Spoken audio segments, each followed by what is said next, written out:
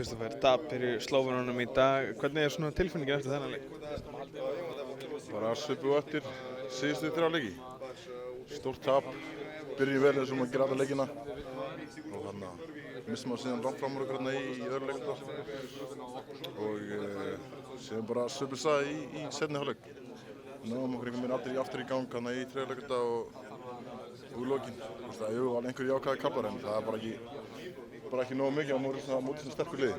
Kanntu einhverjar skýringar á því hvers vegna þið eru svona kaflaskiptir í leiknum í dag? Nei, ég hef ekki hugmynd með þetta er körfubolti náttúrulega, þetta er leikur áhlaupa og áhlaupin þeirra voru bara óstór í dag og við einhvern veginn náðum ekki að svara nógu vel fyrir þau eins og við gerum í fyrsta leiknum, náttúrulega erum yfir eftir fyrsta leiknum og þeir eru bara með það marga góða leikmenn að það er náttúrulega erfitt að halda í þá en ég veit ekki okkur ef við getum gert það í 40 mínútur eins og við gerum alltaf í öllum leikjum fyrstu 5 eða fyrstu 10 eða hvað sem er. Margt jákvætt hjá okkur, sérstaklega sóknarlega eða ekki?